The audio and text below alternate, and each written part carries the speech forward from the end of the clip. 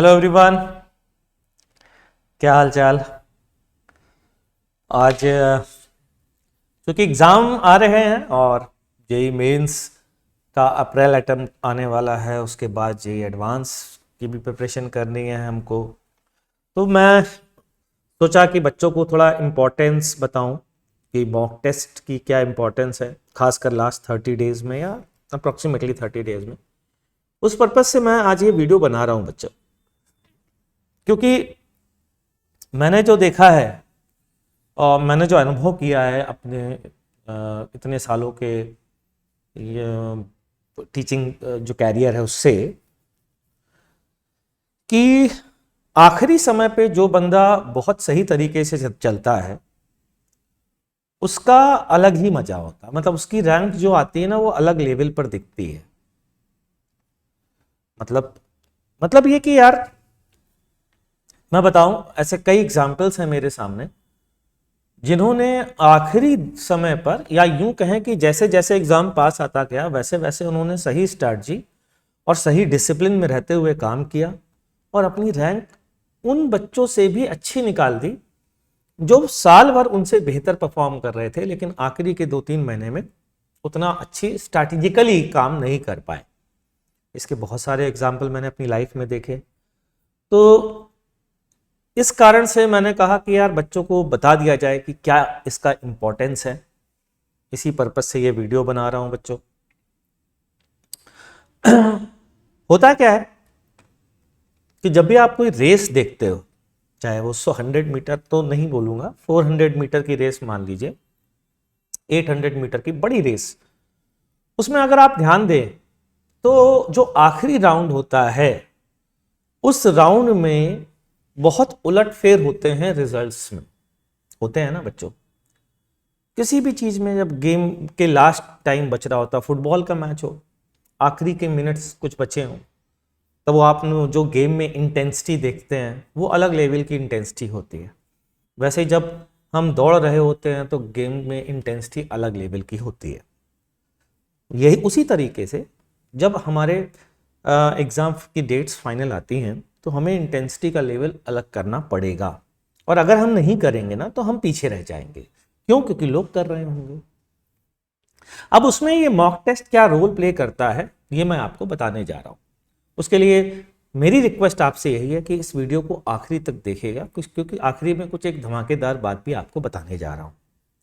तो बच्चों, सबसे पहली चीज इंपॉर्टेंस है क्या और किस तरीके से हम मैक्सिमम बेनिफिट उठाना है मॉक टेस्ट का। तो अनअकैडमी ने, आपको पता है या नहीं पता मुझे नहीं पता, मैं अब बता दे रहा हूं। अनअकैडमी आपके लिए टेस्ट सीरीज लाया है जिसमें हर संडे को जेई मेन के मॉक टेस्ट हो रहे हैं, उनका डिस्कशन भी हो रहा है नेक्स्ट डे। उसी तरीके से 12 मार्च से एडवांस के भी मॉक टेस्ट ला रहे हैं। उनका फ़ायदा क्या है? उनका फ़ायदा है आप बैठ करके बहुत सारे बच्चों के बीच में अपनी रैंक को देख सकते हो, ठीक है, उसका डिस्कशन अटेम्प्ट कर सकते हो, क्या तुम्हारी रैंक चल रही है उसको बता सकते हो। मतलब बहुत सारे बच्चे, जितने ज़्यादा बच्चे होंगे उतने ही ज़्यादा बढ़िया आपकी रैंक, आपका ट्रू रिफ्लेक्शन होगा आपकी परफॉर्मेंस का। अब क्या है भाई, कैसे दिन आएंगे? तो जो अगर आप प्लस के सब्सक्राइबर हैं, ऑलरेडी सब्सक्राइब अनअकैडमी को कर चुके हैं, तो आपके लिए ये फ्री है। और अगर नहीं है, आप तो एक नॉमिनल चार्ज आपसे लिया जा रहा है और आप ये टेस्ट सीरीज दे सकते हैं। लेकिन मैं सबसे यही उम्मीद करूंगा, क्योंकि बच्चों जेई मेन जो है ना कंप्यूटर बेस्ड एग्ज़ाम है, और कंप्यूटर बेस्ड एग्ज़ाम है तो आपको वो फील तभी मिलेगी जब आप एग्जैक्टली उसी तरीके के प्लेटफॉर्म पर पेपर दोगे, ठीक है। तो वो आपको अनअकैडमी प्रोवाइड कर रहा है। अब आते हैं इसकी इम्पोर्टेंस पर। तो इम्पोर्टेंस क्या है, ध्यान से सुनना, और किस तरीके से आपको सही मायने में फ़ायदा उठाना है। तो आपको जैसे मान लीजिए आपने 1 टेस्ट, 2 टेस्ट, 3 टेस्ट, 4 टेस्ट दिए। तो फर्स्ट टेस्ट दिया आपने, और एक बात ध्यान रखिएगा, first test, second test, sorry, third test आपने देने शुरू किए, ठीक है। अब हर एक टेस्ट की आप एनालिसिस करेंगे। अब कैसे एनालिसिस करेंगे? आप एनालिसिस बहुत तरीकों की होगी। एक एनालिसिस कहलाती है separate test analysis, separate test analysis या इंडिविजुअल एनालिसिस, ठीक है। और दूसरी analysis based on all the test papers. दो तरीके की एनालिसिस होती हैं, एक जिसमें सैंपल स्पेस जितना ज़्यादा होगा, आप जितने ज़्यादा टेस्ट देते जाओगे उतनी ज़्यादा अच्छी एनालिसिस होती जाएगी, और एक होती है हर एक टेस्ट पर बेसिस पर एनालिसिस, ठीक है। तो सबसे पहले मैं पहले वाले ए पार्ट की बात कर रहा हूँ, इसको ए बोल रहा हूँ, फिर इसको बी बोल रहा हूँ। ए जो है हर एक टेस्ट की इंडिविजुअल एनालिसिस अगर बात करें तो उसमें आपको क्या करना है, टॉपिक्स के नाम लिखने हैं, 1 2, मतलब क्वेश्चंस नंबर लिखने हैं 1 2 3 4 5, इस तरीके से क्वेश्चन नंबर लिखने हैं। हर क्वेश्चन नंबर के आगे आपको टॉपिक नाम लिखना है, क्या टॉपिक था ये, ठीक है। और टॉपिक से बेहतर है सब टॉपिक अगर आप लिख पाए तो और अच्छा होगा, ठीक है। फिर आप लिखें कि आपने अटेम्प्ट किया या नहीं किया, अटेम्प्टेड और नॉट अटेम्प्टेड, उसको मेंशन करना है, ठीक है। और यदि अटेम्प्टेड है तो किस वजह से, मतलब अटेम्प्टेड है, सही है तो सही किस कारण से है, मतलब जुगाड़ से सही है या तुक्के से, तुक्का या और जुगाड़ से सही हुआ है, या कॉन्सेप्चुअली करेक्ट और इनकरेक्ट है, मतलब आप कॉन्सेप्चुअली उसको कर पाए हैं, इस चीज को भी आपको लिखना है, ठीक है। फिर गलत हुआ है, अगर सही हुआ है तो कॉन्सेप्चुअली, तो बस आपको टिक करना है कॉन्सेप्चुअली सही है, ठीक है। और अगर मिसकॉन्सेप्ट है तो आपको मिसकॉन्सेप्ट वाले कॉलम पर टिक करना है। फिर उसके बाद कैलकुलेशन एरर देखनी है, कैलकुलेशन एरर, एरर। और साइमल्टेनियसली एक कॉलम जो मैं यहां दिखा नहीं पा रहा हूं, टाइम स्पेंड, टाइम कितना स्पेंड किया है आपने हर एक क्वेश्चन पर, ठीक। इस तरीके से लिस्ट बना लीजिए। और एक और चाहे तो कॉलम बना लें रिमार्क का। रिमार्क का क्यों, मतलब कोई और चीज आपको नहीं समझ में आती है तो उस कारण से आप वो एक कॉलम जरूर से बना लें। अब आपने 30 क्वेश्चन या 25 क्वेश्चन जो भी अटेम्प्ट किए हैं उनके लिए फाइल बनाएं, 1 घंटा लगेगा आपको, लगने दीजिए, कोई बात नहीं, आने वाले समय के लिए बहुत मायने रखता है, ठीक है। अब आप ये देखें कि कौन से टॉपिक ऐसे हैं जो आपके कॉन्सेप्चुअली करेक्ट हो रहे हैं, ठीक है। उन टॉपिक को मार्क कर लिए, उनको अलग करिए, सेग्रीगेट करिए, अलग लिस्ट उनकी बनाइए। किनको आपने नहीं अटेम्प्ट किया है उनकी लिस्ट अलग बनाइए। किनको आपने अटेम्प्ट किया है लेकिन तुक्के या जुगाड़ से हुए हैं, उनकी अलग लिस्ट। मतलब कुल मिलाकर के इस तरीके से वो टॉपिक लिखना शुरू करिए कि कौन कौन से टॉपिक तुक्के या जुगाड़ से हुए हैं, किसके कॉन्सेप्ट क्लियर है, किसमें मिसकॉन्सेप्ट है और किसमें कैलकुलेशन एरर है। उससे क्या होगा बच्चों, आपको पता चल जाएगा कि आपकी जो कॉन्सेप्ट्स है ना वो किस पे वीक है, किस पे स्ट्रांग है, किस पे बिल्कुल ही समझ में नहीं आ रहा। और कैलकुलेशन एरर अगर किसी पर्टिकुलर टॉपिक पे बार बार हो रही है तो इसका मतलब है कि उसके कॉन्सेप्ट भी वीक है, ठीक है।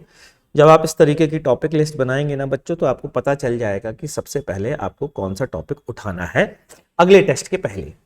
बहुत हड़बड़ी मत करिएगा, बहुत जल्दीबाजी मत करिएगा, एक टॉपिक सिलेक्ट कर लीजिएगा कि यार ये टॉपिक मुझे देखना है, ठीक है ना। चलिए इस टॉपिक को पढ़ते हैं, एक फिजिक्स में ले लिया, एक केमिस्ट्री में ले लिया, एक मैथ्स में ले लिया, ठीक। और उसके बाद उस टॉपिक को आपने फटाफट रिवाइज किया और उसको पढ़ा। अब वो कैसे रिवाइज करना है वो एक अलग बात आती है कि उसको कैसे रिवाइज करना है। उसको वन शॉट हम लोग वीडियो बना रहे हैं कोटा पल्स पर, आप उस पर जा करके उसको रिवाइज कर सकते हैं, उससे कॉन्फिडेंस बढ़ेगा आपका, ठीक है ना। उस और भी हम कई काम करने वाले हैं जिसके लिए मैंने बोला है कि लास्ट तक वीडियो को देखिएगा जरूर, कोई धमाकेदार बात बताने जा रहा हूँ, ठीक है ना। तो आप अपनी टॉपिक की लिस्ट बनाइए और उन टॉपिक पे वर्क करना शुरू करिए। तो ये था बच्चों इंडिविजुअल टेस्ट पर किस तरीके से काम करना है हर एक टेस्ट के बाद। फिर आपके पास 5 से 6 टेस्ट जब आ जाएं, ठीक है, 5 से करीब 6 टेस्ट, आफ्टर 6 टेस्ट फिर आपको क्या करना है, फिर आपको जो आपको मॉक टेस्ट देने हैं वो ज़रूरी नहीं है, मतलब अनअकैडमी के अलावा आप घर पे बैठ के भी दीजिए, वो भी मतलब इस समय टेस्ट बहुत ज़्यादा देने चाहिए, मेरा मानना ये है। फिर आप क्या करें, आप ये पता करने की कोशिश करें कि जब आपने इतने सारे टेस्ट दे दिए ना, तो आप ये पता करने की कोशिश करें कि रिपीटेड कॉन्सेप्ट्स कौन से हैं, बार बार रिपीटेड कॉन्सेप्ट्स या रिपीटेड कैलकुलेशंस कौन की। अगर कोई कैलकुलेशंस रिपीटेड या कॉन्सेप्ट रिपीटेड आ रहे हैं ना, तो make a formula for them, एक फॉर्मूला बना लीजिए उनके लिए, बना लीजिए, विश्वास मानिए आपका टाइम बचेगा, ठीक है ना।